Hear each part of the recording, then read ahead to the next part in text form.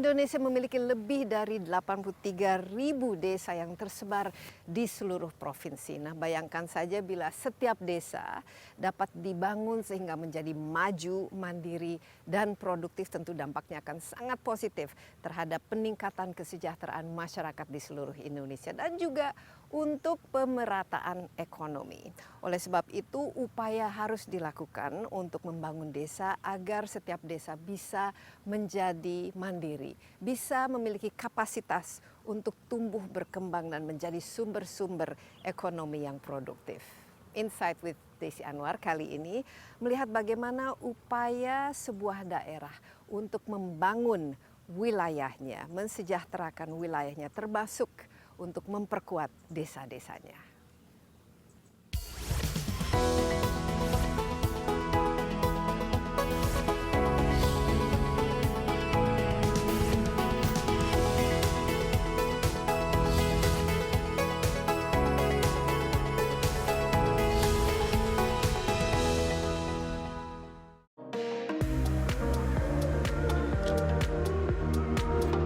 Pandemi COVID-19 tidak membuat laju pembangunan di Kabupaten Bogor terhenti. Bupati Bogor Ade Yasin menyebut di masa pandemi ini Pemkab Bogor fokus pada pembangunan desa. Setidaknya ada 4 target pembangunan desa yang ingin dicapai Pemkab Bogor. Pertama, peningkatan sumber daya manusia melalui sekolah pemerintah desa. Program yang bekerja sama dengan IPB University ini bertujuan meningkatkan kapasitas aparatur desa. Perangkat pemerintahan desa akan menimba ilmu 3 bulan di kampus dan 3 bulan berikutnya di luar kampus. Kedua, meningkatkan perekonomian desa dengan meningkatkan BUMDes atau Badan Usaha Milik Desa. Salah satu implementasinya adalah Festival Desa Wisata. Festival ini akan lebih cepat memacu kreativitas aparat desa dalam menggali potensi yang ada di daerahnya masing-masing. Ketiga, peningkatan digitalisasi desa melalui program Desa Presisi. Dengan program ini, maka potensi desa bisa terpetakan dengan tepat. Pemkab Bogor pun membuat lomba profil desa untuk memudahkan pemetaan potensi desa dan informasinya bisa diakses kapanpun, dimanapun. Keempat, peningkatan infrastruktur desa yang meliput program rehabilitasi rumah tidak layak huni, pembangunan jembatan penghubung antar desa, penyelesaian jalan lingkungan, dan jalan menuju tempat wisata. 4 target ini diharapkan mengubah paradigma desa yang dulu pasif menjadi aktif mengusulkan program pembangunan. Dananya disiapkan melalui program Samisade atau 1 miliar 1 desa.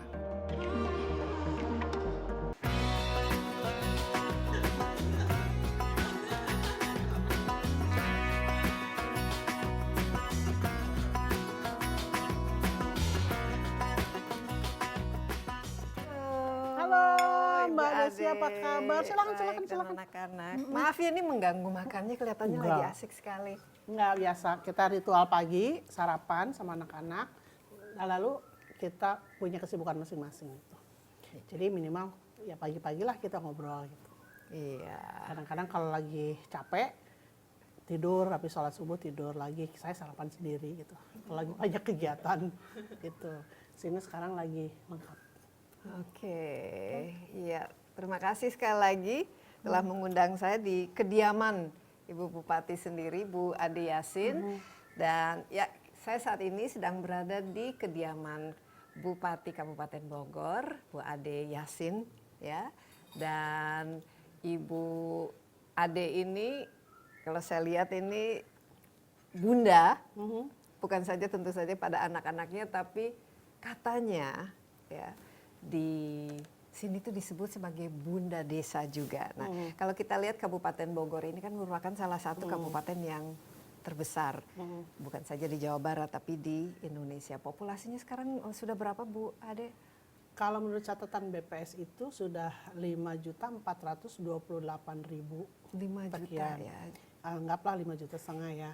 Jadi itu kalau lumayan ya, pagi, cukup kalau padat. siang, kalau malam itu bisa bertambah. Bisa lebih banyak lagi. karena banyak yang tinggal di Bogor tapi KTP-nya masih Jakarta. Iya. Terutama di wilayah-wilayah yang premium ya, perumahan-perumahan besar itu ya kita bisa lihat mereka rata-rata KTP-nya masih Jakarta. Jadi Iya. bisa 6 juta tuh kalau Bisa mau. lebih tambah karena Bisa kita tambah. masih bagian dari Jabodetabek, Jabodetabek, ya. Dan juga ya. jumlah desanya juga banyak. Kalau tidak salah Banyak. lebih dari 400. Tapi persisnya berapa? Ada 416 desa di Kabupaten Bogor dan 19 kelurahan.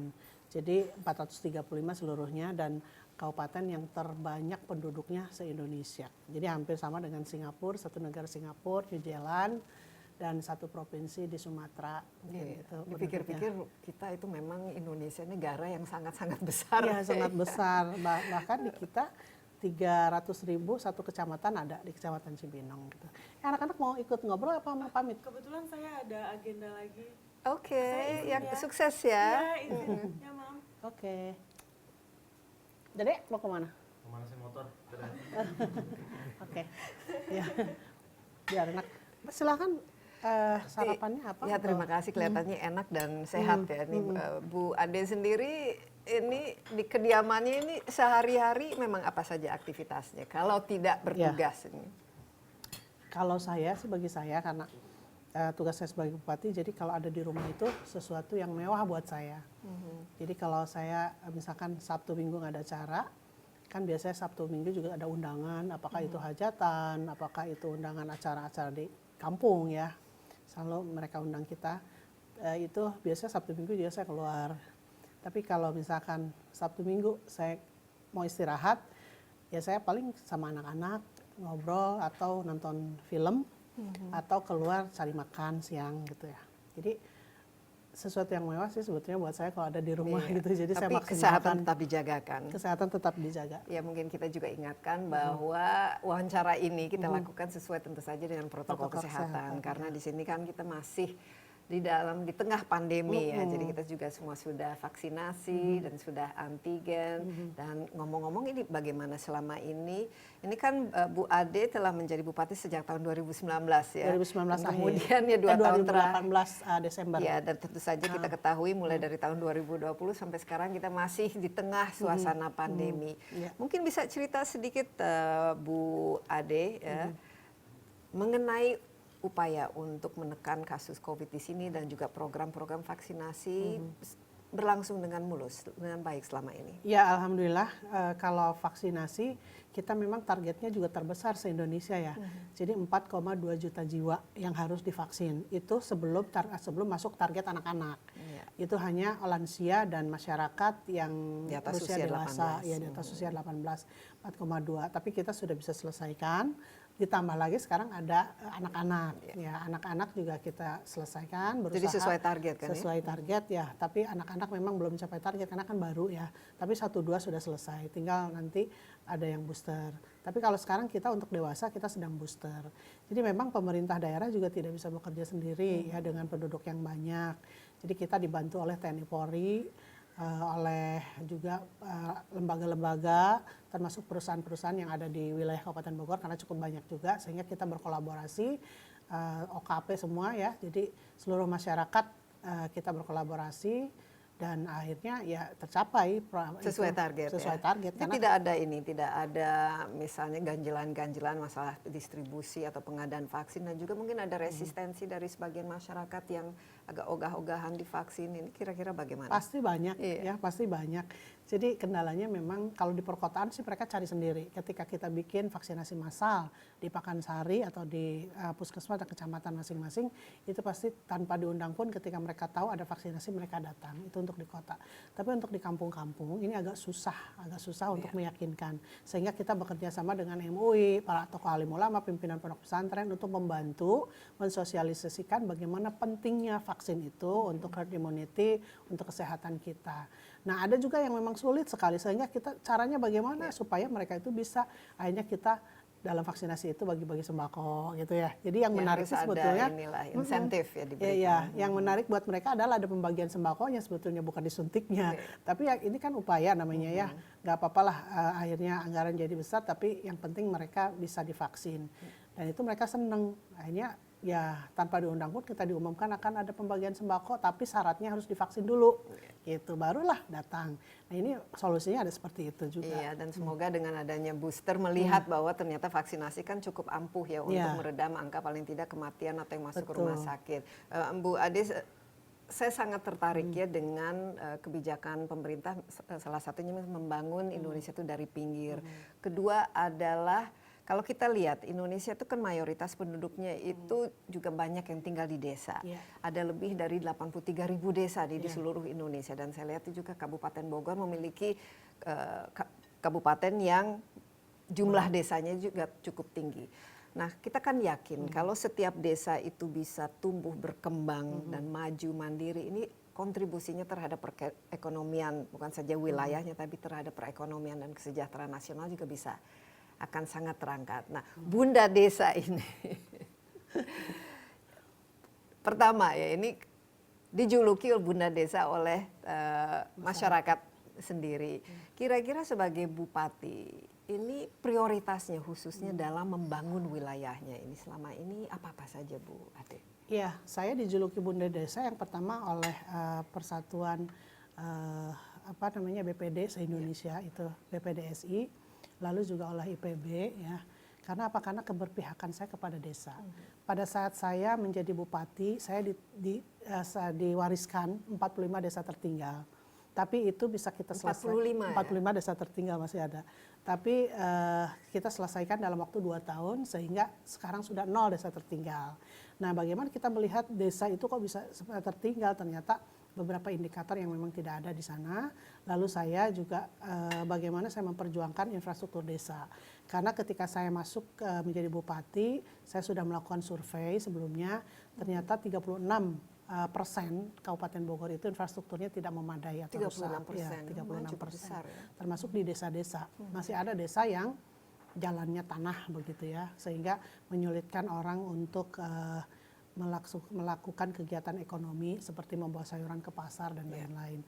Dari hasil survei kami, lalu saya juga di tahun pertama saya agak cukup bekerja keras, sangat keras lah ya, karena harus di situ pertama harus penyesuaian dengan sesuatu yang baru ya, pastilah. Kan tidak semua juga mungkin bisa menerima saya welcome begitu aja kan, tapi juga pasti ada kendala. Lalu saya pelajari sampai saya ke dalam-dalamnya, ke DPA-nya, bahwa ternyata banyak anggaran sebetulnya yang bisa diserap oleh desa.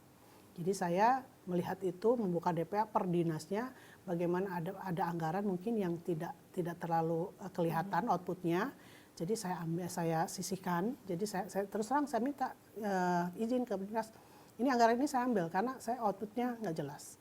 Saya selalu berprinsip kepada mereka bahwa jangan membenarkan yang biasa, tapi biasakan yang benar begitu. Jadi ada beberapa anggaran yang bisa saya tarik ya. Saya butuh 416 miliar untuk desa karena saya akan membangun dari desa ya, membangun desa itu. Tapi desa yang membangun, kita hanya memberikan uangnya gitu.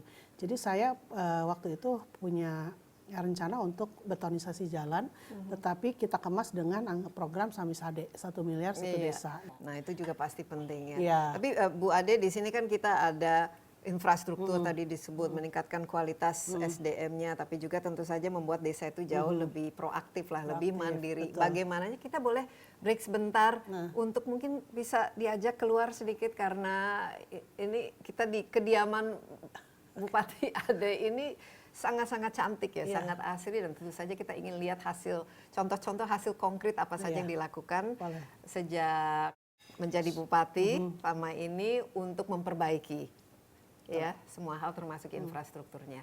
Kita istirahat sebentar, tetaplah bersama Insight with Desi Anwar, kami akan segera kembali. Tahun ini kami mengkerjasamakan melalui swaklola dari anggaran APBD 33 jembatan rawayan tahun ini terbangun atas kerjasama TNI. Targetnya berapa total kalau jembatan yang masih itu sekitar 215 jembatan rawayan seluruh Kabupaten Bogor. Jadi kami selesaikan pelan-pelan ya supaya ini juga semuanya kebagian ya.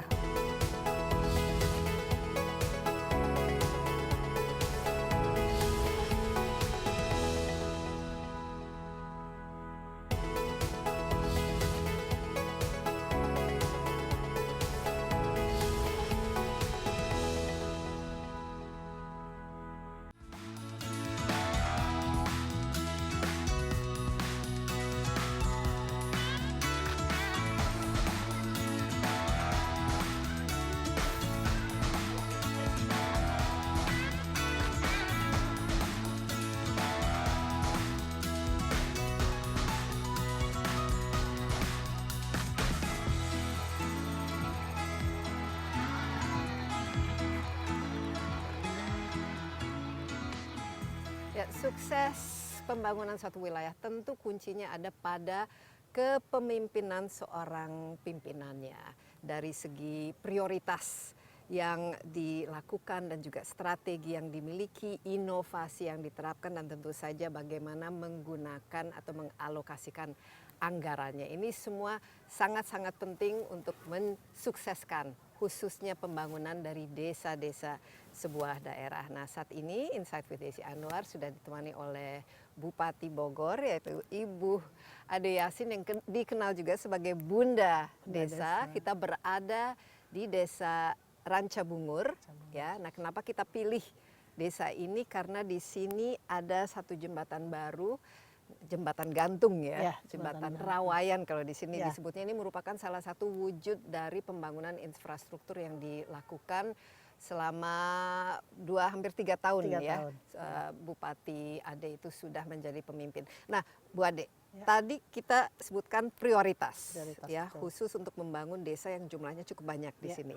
Ada 416 desa, 19 kelurahan, dan dari jumlah desa itu yang tertinggal sudah tidak ada. Sudah tidak ada. Dari 45 desa, sekarang sudah 0. Yang maju berapa tadi? 40? Yang maju sekitar 188 sekarang. Ya, yang tadinya kan sedikit ya, tapi sekarang karena perkembangan yang naik ya, jadi yang 0 jadi yang tadinya tertinggal jadi berkembang naik ke maju ke mandiri. Ya, nah jadi, mandiri juga jumlahnya? Mandiri jumlahnya sudah meningkat, ada 48, dan jumlah desa berkembang itu ada sekitar 180. Jadi udah naik. Ya, nah, ini strateginya saya lihat untuk memajukan desa yang berkembang ini untuk naik kelas lagi. Naik kelas. Infrastruktur, contohnya jembatan ini. Apa kira-kira strategi dan selama ini apa saja yang dilakukan untuk membangun infrastruktur khususnya untuk desa? Ya, memang sih berdasarkan kajian kami dan dari juga survei bahwa jalan desa ini tidak pernah tersentuh oleh APBD. Karena mereka hanya mengandalkan dari ADD atau DD. Nah, ada satu lagi pendapatan desa yaitu BPHRD dari bagi hasil pajak. Nah, ini tidak tersentuh karena memang anggarannya tidak memadai. Jadi kami harus ada langkah-langkah strategis, yang langkah-langkah jitu lah untuk bagaimana infrastruktur itu bisa diangkat dan desa itu bisa terangkat karena infrastruktur. Jadi kami meluncurkan program yang namanya Samisade, 1 miliar 1 desa itu, yaitu untuk khusus infrastruktur ya. Jadi infrastruktur di desa agar terangkat, dan desa yang membangun kami memberikan uangnya begitu. Jadi infrastruktur 1 miliar 1 desa bisa untuk jalan seperti ini, betonisasi jalan untuk masyarakat, lalu bisa untuk TPT atau tabing penahan karena banyak yang longsor, untuk perairan sawah, irigasi juga untuk irigasi. Bahkan ada desa yang sudah mandiri karena memang infrastrukturnya sudah selesai, mereka minta itu peruntukannya untuk membuat menara seluler. Karena ada yang memang beberapa titik yang kurang bagus jangkauan dari salurannya, sehingga kita bolehkan untuk membangun. Yang penting infrastruktur untuk masyarakat begitu. Jadi yang bentuknya apa saja yang harus dibangun itu ada dalam Perbub yang kami dan jembatan ini merupakan infrastruktur yang sangat penting karena menghubungkan ya. Nah, kalau jembatan ini boleh dibangun dari Samisade, itu juga sudah banyak, tapi khusus jembatan Rawayan ini kami membangunnya dari APBD di luar dari Samisade. Jadi ini kita bangun bekerja sama dengan TNI, karena kan kita tahulah kalau TNI bikin apapun pasti cepat dan kuat begitu, disiplinnya juga luar biasa. Sehingga tahun ini kami mengerjasamakan melalui swaklola dari anggaran APBD 33 jembatan Rawayan tahun ini terbangun atas kerjasama TNI. Targetnya berapa total kalau jembatan yang masih itu sekitar 215 jembatan Rawayan di seluruh Kabupaten Bogor. Jadi kami selesaikan pelan-pelan ya supaya ini juga semuanya kebagian ya, termasuk porsi-porsi anggaran juga kita bagi supaya semua tidak ada yang ketinggalan. Jadi jembatan ini 33 rata-rata 1 miliar nilainya kan, 33 miliar untuk tahun ini, tapi ada 2 dari CSR. Kita pun dapat CSR 2, jadi seluruhnya tahun 2021 ada 35 jembatan Rawayan. Untuk tahun depan ada 30 kita akan bangun kembali. Tapi kalau di kebutuhan untuk infrastruktur secara total itu berapa jumlah yang harus dialokasikan? kalau kebutuhan total infrastruktur Ideal, seluruh ya. Kabupaten Bogor itu melebihi APBD kami. Jauh Ya, melebihi. jauh melebihi APBD kami. APBD sekarang berapa? APBD 170? kami 9 triliun. Oh, 9 triliun. PAD kami 3,5 triliun. Jadi ini kan kalau yang dari APBN itu kan untuk gaji dan lain-lain ya, 9 triliun itu termasuk PNS dan lain-lain.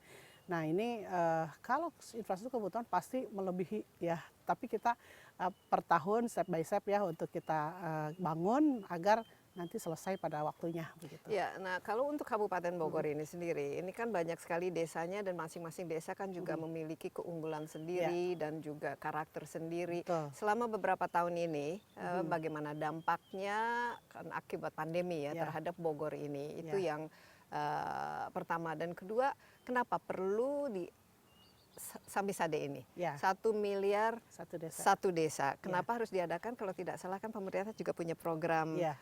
dana desa, Dana ya. desa. Apakah ini nanti tidak tumpang tindih dan alokasi anggarannya itu persisnya didapatkannya dari mana-mana saja? Ya, kalau kita lihat memang dari ADD, DD dan BPHRD itu kelihatannya cukup besar. Ada yang dapat 2 miliar, ada yang 3 miliar. Tapi kalau melihat karakteristik desa kita dan luasan itu memang kami banyak yang memang belum tersentuh untuk infrastruktur. Jadi kenapa harus ada Samisade? Ini adalah bantuan keuangan untuk desa. Ya karena melihat kami kok ini desa begini-begini aja ya, infrastrukturnya kurang bagus. Sementara PUPR tidak bisa menyentuh desa. Mereka hanya memperbaiki jalan kabupaten, infrastruktur di atas aset-aset kabupaten. Nah kalau desa ini dari mana anggarannya? Nah ini kan tidak harus juga aset desa, tetapi aset masyarakat yang diberikan kepada desa juga itu bisa dibangun. Jadi memang ada kendala-kendala ketika harus melalui PUPR misalnya. Tapi kalau dengan Banke, jalan ini misalkan jalan masyarakat menghibahkan. Nah ini ada juga yang memang turut serta masyarakat ini cukup bagus juga. Ketika akan dibangun jalan, ada kekurangan misalkan lewat tanah masyarakat. Nah tanah masyarakat ini dengan sukarela menghibahkan untuk dibangunkan jalan karena ini untuk kepentingan masyarakat. Di situ juga ada muncul gotong royong ya kan. Lalu juga pengerjaannya bisa dengan padat karya. Di masa pandemi ini sangat penting sekali infrastruktur. Kenapa? Karena terus terang pertanian kita tidak terganggu oleh pandemi karena justru pertanian diuntungkan makin meningkat. Tetapi aksesibilitas yang menghambat. Jadi ketika hasil-hasil pertanian harus lebih cepat seharusnya melalui jalan yang bagus. Kalau jalannya jelek seharusnya tempuh setengah jam jadi 1 jam. Ini akan memperlambat. Sehingga kita bangun infrastrukturnya dikerjakan oleh masyarakat melalui padat karya. Lalu juga akan meningkatkan pertumbuhan ekonomi. Termasuk juga boleh membangun jalan ke tempat wisata, ke lokasi wisata. Yang wisata ini saya lihat ini Bogor ini salah satu yang potensial ya, apalagi selama pandemi ini banyak curugnya di sini, banyak alam yang indah. Betul. Nah ini boleh untuk tempat wisata supaya mengangkat juga ekonomi daerah. Jadi alhamdulillah sih sebetulnya kami di masa pandemi ini tidak terlalu terpuruk ya karena memang yang paling kami ya itu mungkin musibah ya, banyak yang sakit dan meninggal itu pasti, tetapi secara keseluruhan perekonomian kita tidak terlalu terpuruk. Tapi indeks kemiskinannya, indeks kemiskinan memang ada kemajuan atau dari seluruh daerah pasti semuanya tidak ada yang indeks kemiskinan turun karena pandemi, pasti naik. Tetapi kita naik tapi tidak terlalu signifikan karena kita di bawah provinsi, di bawah nasional, masih di bawah nasional. Artinya indeks kemiskinan kita hanya 8% dari jumlah penduduk kita. Artinya itu masih cukup bisa ditekan dengan upaya-upaya seperti ini. Seperti peningkatan ekonomi, melalui peningkatan infrastruktur, lalu BUMDes juga diperdayakan. BUMDes yang ada berapa sekarang BUMDes? BUMDes itu semua desa sudah punya BUMDes. Sudah punya BUMDes 416 desa. Kita wajibkan desa untuk membentuk BUMDes. Tapi yang mandiri mungkin yang bisa sangat produktif, yang memberikan kontribusi. Ya, BUMDes yang mandiri dan memberikan kontribusi itu cukup banyak. Contohnya Gunung Putri, Cilengsi, dan di wilayah timur hampir merata. Tetapi memang masih banyak yang masih berkembang ya. Tapi yang mandiri itu ada sekitar 52 yang mandiri ya, 52 mandiri.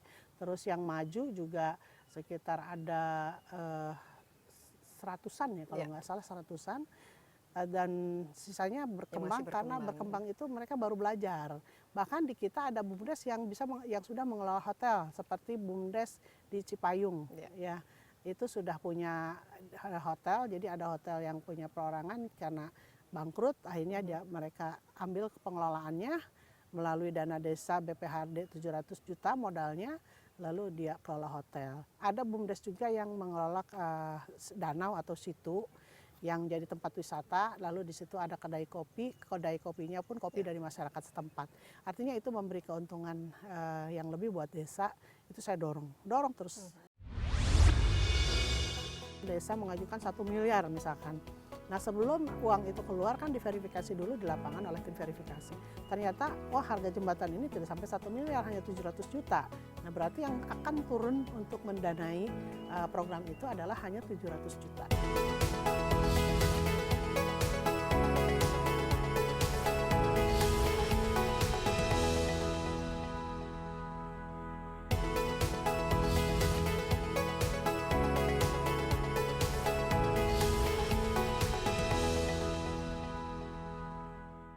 Dan di sini desa kan diharapkan mereka proaktif ya, mandiri, tidak hanya menunggu misalnya dari dinas atau dari pemerintah untuk menginisiasi satu proyek itu. Nah ini bagaimana? Ini kan kalau kita lihat kan ada 1 miliar ya di satu desa, itu kan berarti apakah penentuannya ditentukan ya, atau desa itu sendiri yang harus bisa memprioritaskan kebutuhannya itu apa, dan lebih penting lagi itu penggunaannya kan semua harus harus diaudit, harus dimonitor sehingga tidak terjadi penyalahgunaan. Ini kan penting sekali ya. Ya, untuk pengajuan itu diserahkan kepada proposal desa masing-masing. Jadi desa mau bangun apa silahkan, tetapi syaratnya itu harus ada musdes, musyawarah desa. Jadi harus dihadiri oleh Pak Kades, Kadus, RT RW dan tokoh masyarakat setempat agar tidak ada ketimpangan pembangunan di desa. Biasa kan kalau desa nih ceritanya dia punya tim sukses di wilayah ini misalkan, ya kan bisa saja dia ini karena lebih fokus ke situ, sementara yang lain lebih membutuhkan. Tapi kalau dibahas dengan masyarakat, yang mana prioritas yang harus dibangun itulah yang rata-rata mereka maunya infrastruktur atau apa? Infrastruktur, rata-rata infrastruktur. Karena memang ada jalan yang selama 25 tahun itu tidak pernah bisa dipecahkan oleh kepala desa, desa dibangun karena memang di samping kiri kanan tanah milik orang dan ada rumah dan sebagainya.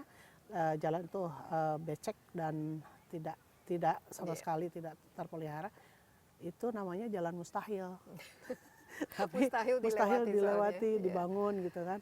Tetapi ternyata dengan Samisade akhirnya sudah bisa dibuka jalan itu, dibangun. Dan sekarang namanya sudah ganti jadi jalan Alhamdulillah. Karena sudah terbangun itu. Alhamdulillah sudah tidak mustahil lagi. Sudah tidak mustahil ini lagi. Dari 400 sekian desa, 416 desa ini semuanya nanti diberikan 1 miliar, atau bagaimana menentukan dan berapa jumlah desa yang sekarang sudah mulai menikmati dan menggunakan 1 miliar ini untuk kepentingan perekonomian mereka? Dari 416 desa yang mengajukan 415, hanya 1 desa yang tidak mengajukan karena desa itu sedang dibangun perumahan mandiri. Jadi mereka sudah ada komitmen dengan pengembang bahwa jalan-jalan desa itu ada yang dibangun oleh perumahan. Jadi mereka tidak ambil. Yang 1 desa yaitu desa Cibanon. Nah 415 desa yang lain mereka ambil kesempatan ini, tetapi syaratnya adalah proposal dibangun diajukan oleh mereka, tetapi ada tim verifikasi dari kami. Jadi yang 1 miliar itu adalah maksimal, 1 miliar maksimal. Oh, maksimal. Tidak semua desa tidak akan tergantung dari pengajuan. Jadi kami pun ada tim verifikasi. Jadi ketika desa mengajukan 1 miliar misalkan. Nah sebelum uang itu keluar kan diverifikasi dulu di lapangan oleh tim verifikasi. Ternyata harga jembatan ini tidak sampai 1 miliar, hanya 700 juta. Nah berarti yang akan turun untuk mendanai program itu adalah hanya 700 juta. Iya, 300 jutanya tidak boleh 300 diambil lagi untuk tidak boleh diserap, kecuali kalau misalkan programnya ada 2 misalkan. Satu lagi misalkan bisa terdanai oleh 200 juta misalkan, itu bisa dia terima 900 gitu. Dan ini sudah masuk dari semua desa-desa proposalnya? Sudah. Karena 2 tahun sebelumnya mereka harus, jadi kalau untuk tahun 2023 tahun 2021 mereka harus sudah membahas itu di desa.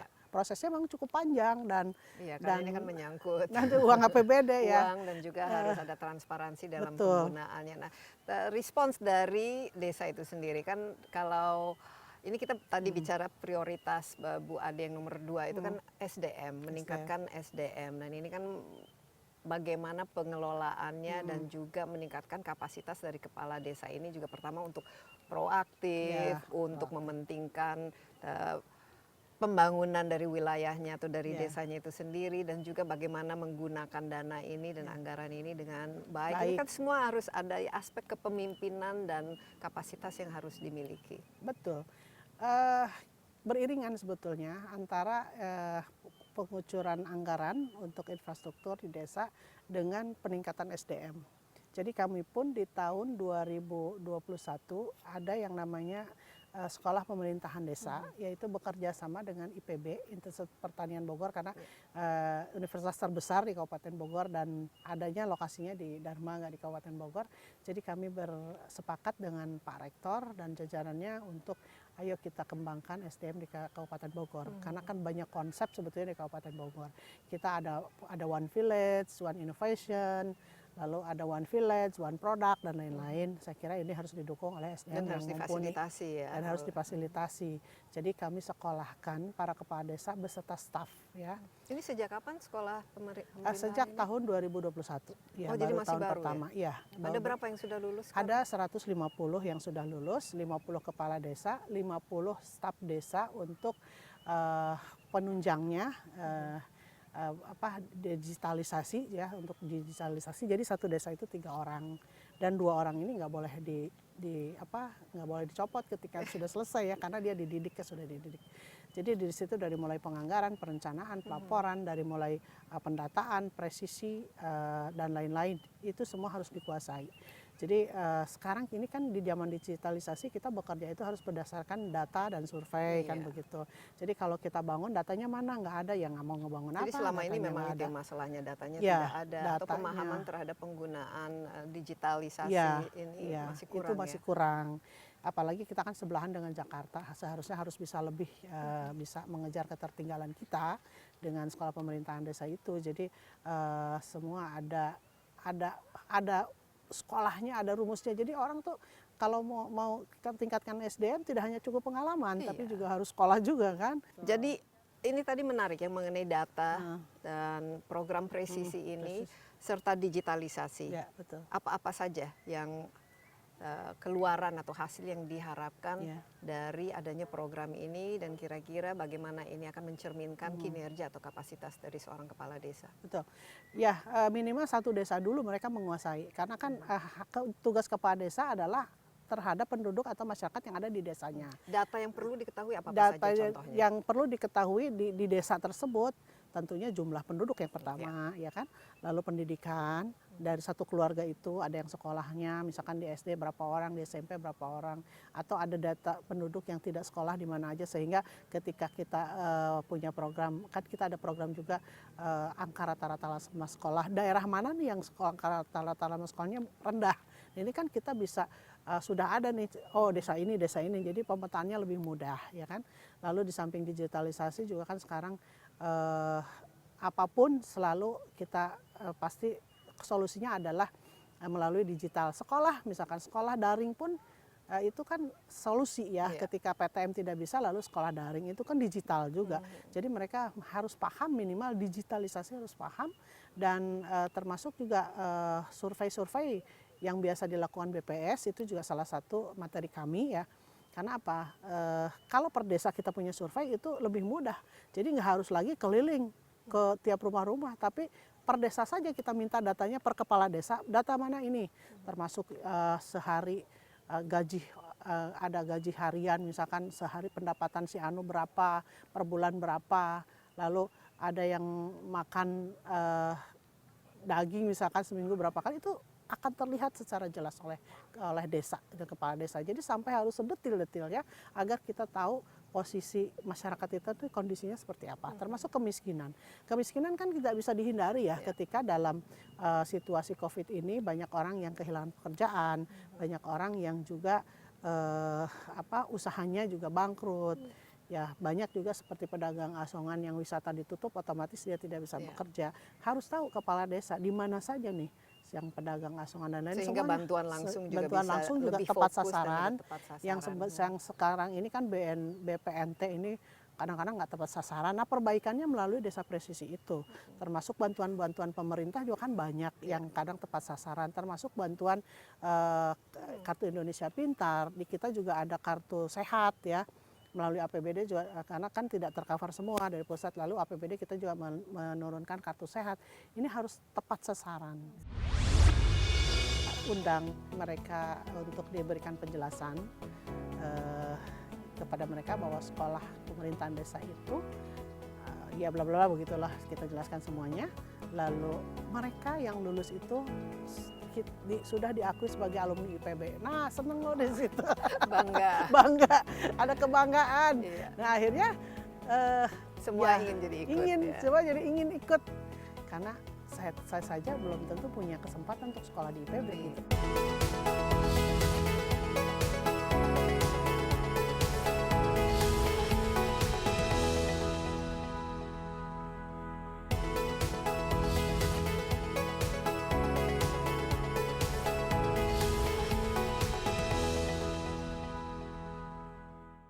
Sekolah pemerintah desa ini sesuatu yang baru, ini inovasi. Sesuatu baru dan baru pertama kali di Indonesia ini. Jadi inovasi baru yang kita luncurkan. Dan sangat penting karena disitulah seorang kepala desa memahami betul kebutuhan dari daerahnya kan, dan juga bisa memberikan bantuan yang dibutuhkan dan memprioritaskan program-programnya. Betul. Nah ini targetnya akan semua kepala desa dan mungkin calon-calon kepala desa akan dijadikan inilah persyaratan mungkin untuk jadi setelah jadi kepala desa kita sekolahkan. Jadi kalau sebelum kan takutnya nggak terpilih ya, tapi ketika dia sudah terpilih lalu kita sekolahkan di berapa IPB. lama ini sekolah? 6 bulan, 6 bulan. di IPB itu teori dan lain-lain, didampingi 3 bulan. Jadi di lapangan pun untuk membuat desa presisi itu 3 bulan didampingi oleh mentor-mentor yang dari IPB. Jadi Pemda berinvestasi dengan kepala-kepala desa ini. Satu orang bisa berapa anggaran yang anggarannya dibutuhkan? sih nggak betul besar karena kita titipkan juga di dana desa ya, satu orang 10 juta. Jadi dibandingkan dengan pelatihan sebetulnya yang pelatihan yang outputnya nggak jelas, kadang pelatihan juga masuk kadang enggak gitu kan, biasa hanya sekedar ini untuk mendapatkan. Betul. Kalau ini kan kehadiran dan praktikum di lapangan itu juga salah satu indikator dia bisa lulus, jadi masuk ke dalam penilaian. Nah setelah itu apakah nanti ada semacam KPI atau kinerja yang terus menerus diawasi dari kepala desa ini? Bagaimana caranya? Jadi hasil, kita tunggu hasil dari mereka selama pendidikan itu, ketika dia sekolah 6 bulan lalu praktek 3 bulan di lapangan didampingi oleh mentor-mentor dari PW juga, itu kan outputnya jelas nggak, hasilnya seperti apa. Nah itu nanti setelah mereka terbiasa tahun ke tahun mereka sudah melakukan sendiri begitu loh. Kalau pertama dampingi, yang tahun berikutnya dia sendiri dan kita minta outputnya. Ya seperti di sini di Ranca Bungur. Ini kan rata-rata di sini petani jambu kristal, ya kan? Tadi saya lihat produknya udah ada yang jadi sirup, ada yang jadi makanan, dodol dan lain-lain. Nih desa presisi harus tahu berapa petani yang menanam jambu kristal, lalu itu dijualnya kemana, jadi produk pasarnya di mana, kalaupun jadi produk jadi apa, di pasar mana itu harus tahu. Jadi ini salah satu one product one village ya.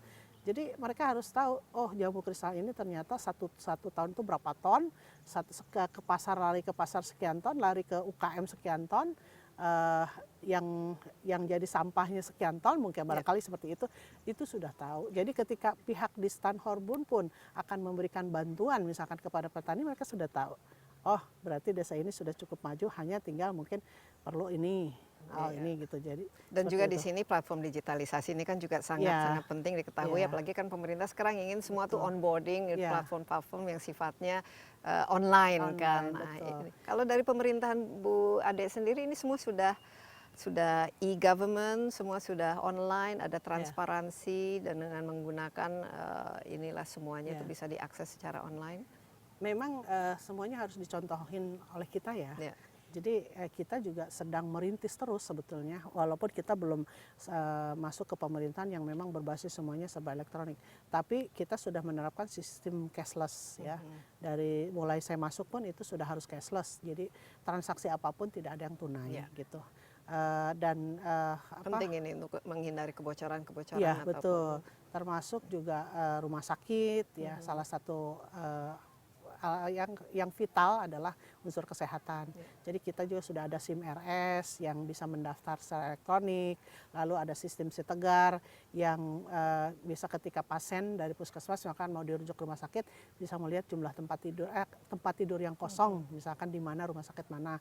Jadi supaya ini tidak menghindari karena jarak kita kan jauh-jauh ya. Iya. Ketika dibawa ke Ciawi ternyata penuh, bawa lagi ke Cirebedong penuh, bawa ke Cilewin. Jadi akhirnya orang habis di jalan.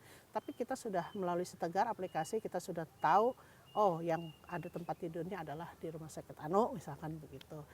Itu sih kita juga sebetulnya masih belajar juga, Iya. masih bertahap gitu ya untuk digitalisasi ini. Tapi harus kita yang menyesuaikan diri gitu. Dan Gitu. ini kepala desa yang disekolahkan ini apa respons mereka? Mereka sangat merasa terbantu dan Ya. kelihatan perubahan lah dalam Ya. gaya kepemimpinannya ataupun ilmu pemerintahannya. Ya awalnya sih memang ada sedikit Kata, ketidak. waduh ini harus kerja keras lagi, harus Satu- belajar. Saya meyakinkan terutama pertama kepala dinas dulu apa sih manfaatnya, karena mereka terbiasa dengan sistem diklat Iya.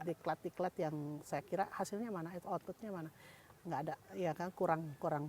Lalu setelah itu meyakinkan para kepala desa sama dengan misalnya 1 tahun kita meyakinkan proses baru 2021 dikerjakan.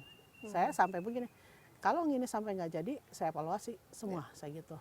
Jadi kan itu senjata terakhir selalu evaluasi kan Iya, gitu. dan biasanya kalau ada kondisi, ada persyaratan seperti ini kan orang langsung, waduh ini apa lagi. Iya. Tapi apa yang tantangan terberat dan bagaimana meyakinkan mereka bahwa ini penting? Ya, ketika kita undang mereka untuk diberikan penjelasan kepada mereka bahwa sekolah pemerintahan desa itu ya bla bla bla begitulah kita jelaskan semuanya. Lalu mereka yang lulus itu sudah diakui sebagai alumni IPB. Nah, seneng loh di situ. Bangga. Bangga, ada kebanggaan. Iya. Nah, akhirnya Semua ya, ingin jadi ikut ya. Semua jadi ingin ikut. Karena saya saja belum tentu punya kesempatan untuk sekolah di IPB Iya, gitu loh. dan sekolah tuh mahal lagi, Heeh, apalagi di sekolah mahal, Indonesia apalagi- ini paling penting, paling iya. mahal itu pendidikan. Gitu. Betul, mereka didanai oleh APBD, dibiayai, dapat ilmu, apalagi sih yang kurang kan gitu. Akhirnya mau, dan setelah masuk justru mereka seneng banget. Oh ternyata di luar ekspektasi mereka. Mungkin menurut mereka sekolah di IPB susah, ilmu begini-begini, ilmu ekstra mungkin eksakta lah gitu. Tapi setelah itu kan mereka banyak kerja di lapangan, turun ke desa kan ya, jadi Bisa kerja-kerja menerapkan enak lah ya gitu ilmu lah. yang Nggak, diajar. bisa menerapkan ilmu sekaligus praktek. Jadi pemikiran yang awal itu bahwa mereka hanya dibekali teori-teori dan kuliah di kampus itu terhapuskan dengan periode pertama ini gitu, bahwa mereka ternyata kerja di lapangan, diberikan dosen-dosennya juga menarik begitu kan. Nanti Akhirnya akan ada senang. berapa angkatan lagi? Nah, ini akan terus terus berjalan sebelum selesai. Sebelum selesai. Jadi kalaupun sudah selesai, ada pemilihan kepala desa baru, yang baru ini kita Iya. yang belum pernah kita garap lagi Iya, gitu. Merehab rumah itu dari Kabupaten Bogor itu 15 juta, dari Pemprov itu 20. Tapi kita tahun depan ingin disamakan sama dengan Pemprov supaya sama hasilnya begitu ya, sama hasilnya, sama nilainya juga sama. Kita karena kemarin masih banyak yang belum diselesaikan, akhirnya kita baru bisa 15 jutaan. Insya Allah naik tahun depan karena bahan material ternyata di masa pandemi juga Iya. naik ya.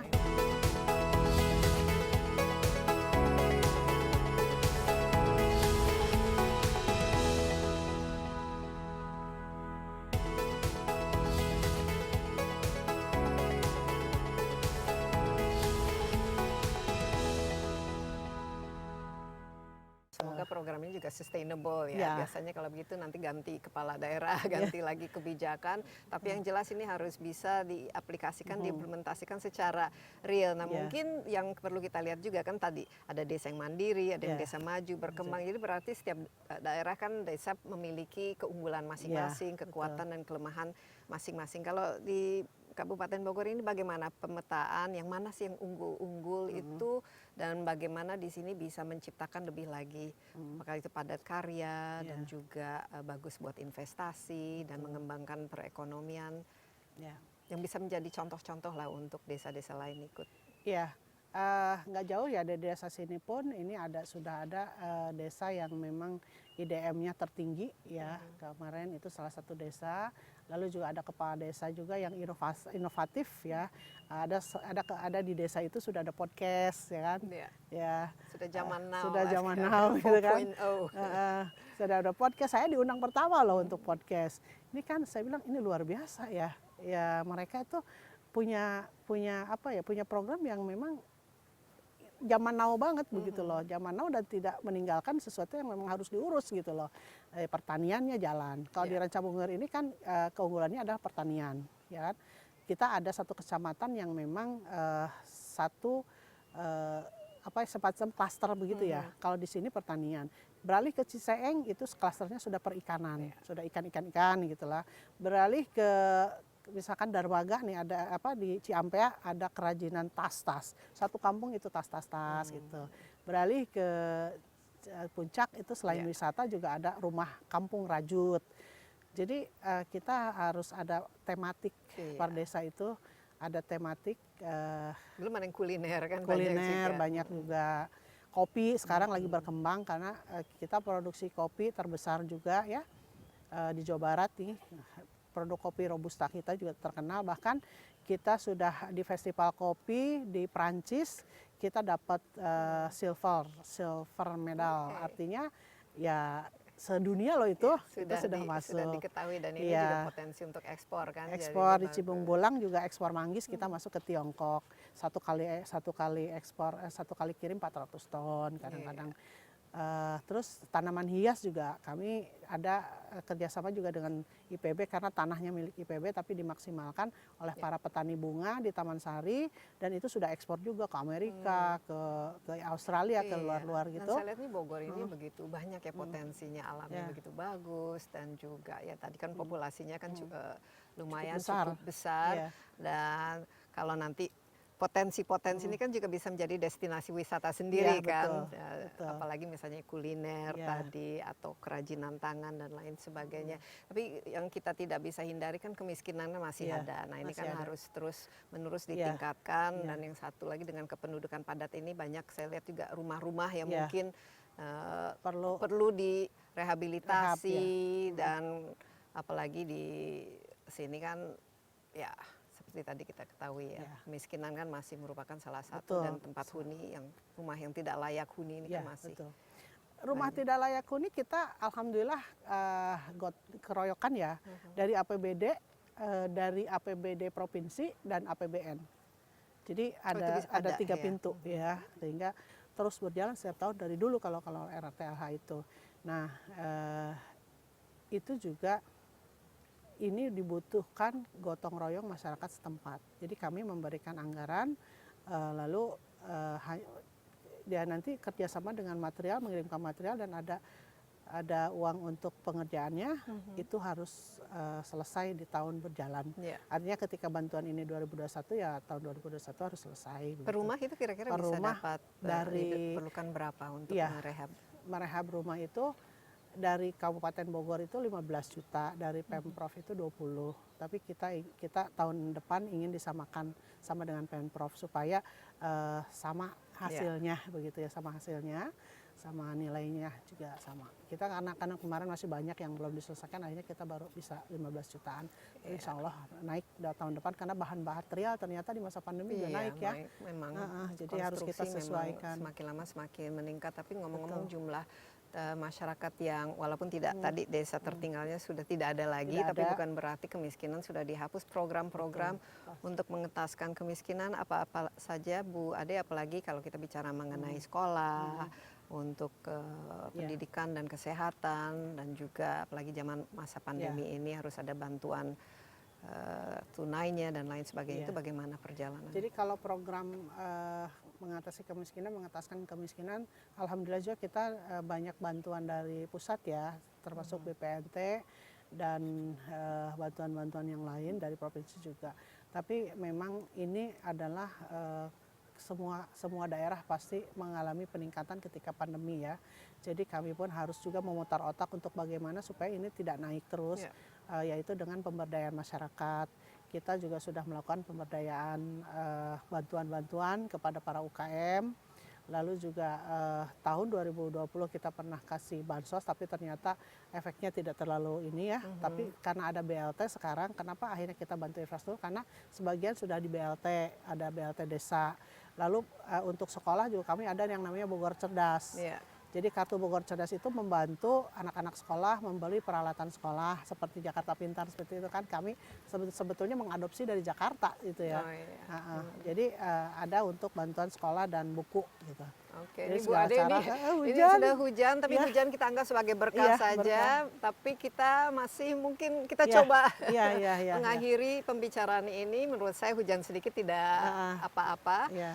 Mudah-mudahan kita juga nggak sakit. Tapi terakhir ya Bu Ade, saya lihat ini kan kunci dari keberhasilan pengembangan suatu wilayah yang memang dari kepemimpinannya. Saya lihat Bu Ade bukan saja seorang perempuan yang tangguh, kerja keras, fokus ya, dan paham apa yang dilakukan. Latar belakangnya juga hukum, tapi juga sebagai politikus sudah cukup lama. Kira-kira kunci ketika menjabat itu apa yang betul-betul digunakan ya untuk membangun khususnya daerah kabupaten ini? Kuncinya adalah komunikasi ya sebetulnya dengan stakeholder terkait dan masyarakat. Karena kita ketika membangun tanpa ada feel dengan masyarakat, itu juga masyarakat tidak akan melihat kita, tidak melihat apa-apa. Tapi ketika feel kita dibangun dengan masyarakat, dengan kepala desa, dengan ya beberapa stakeholder yang ada di bawah, RT RW, itu feel-nya dapat dan kita menyerap dari bawah, bukan top down gitu loh, tapi menyerap dari bawah. Apa sih yang mereka inginkan, kita serap informasi itu, lalu kita implementasikan ke dalam program gitu. Jadi mendengar dengan baik ya. Tapi tantangan terbesar selama ini apa, dan juga komunikasi dengan pemerintah provinsi dan juga pemerintah pusat harus lancar juga kan? Lancar, alhamdulillah. Kendala terbesar sih nggak cukup banyak, tapi tantangan pasti banyak karena wilayah kita desa dan masih banyak gunung ya, yang kampung-kampung yang memang aksesibilitasnya yang harus kita jangkau ya lebih jauh daripada daerah yang lain. Mungkin kadang dari Cibinong sampai ada satu wilayah timur saja butuh 2,5 jam. Dari Cibinong ke wilayah barat 2,5 jam. Jadi kalau dari ujung ke ujung bisa sampai 5 jam jarak. Itu yang menjadi kendala, tapi kita bisa atasi kalau kita dekat dengan masyarakat. Kadang-kadang kalau nggak harus itu tinggal telepon aja, itu tolong. Dan Bu Ade bisa diakses kapan saja kan? Bisa diakses ya.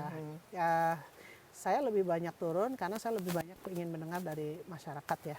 Jadi mereka juga tanpa ragu-ragu menyapa saya, terus curhat lah gitu. Kadang-kadang dalam satu pertemuan, Bu begini gitu loh.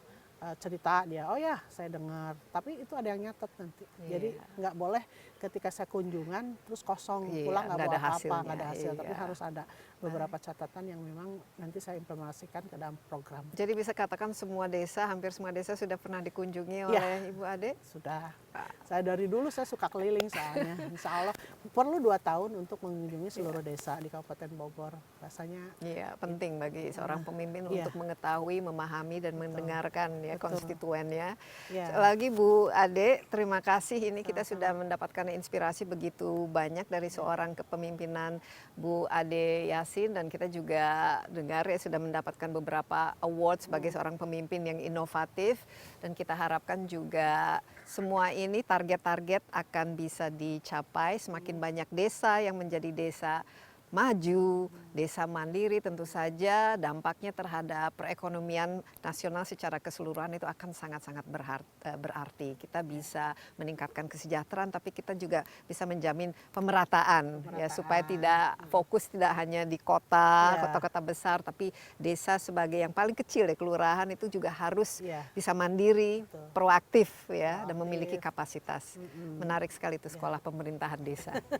Bu Ade, sekali lagi terima kasih, dan tampaknya hujan juga sudah. Ya, kota hujan. Ya, kota hujan, tapi inilah yang membuat Bogor itu begitu subur ya. Dan sangat cantik. Dan kita selama pandemi ini juga sering berkunjung di sini, banyak curug-curugnya, banyak alamnya. Lagi terima kasih, demikian Insight with Desi Anwar kali ini. Terima kasih juga atas perhatian Anda. Jangan lupa kita masih dalam suasana pandemi COVID-19, jadi prokes jangan dilupakan, rajin menggunakan masker, mencuci tangan, jaga jarak tentu saja, dan kita juga jangan lupa sudah masuk ke tahap booster vaksinasinya, jadi jangan lupa kalau sudah ada undangan harus cepat-cepat ikut booster vaksinasi. Sekali lagi terima kasih, stay safe, bye-bye.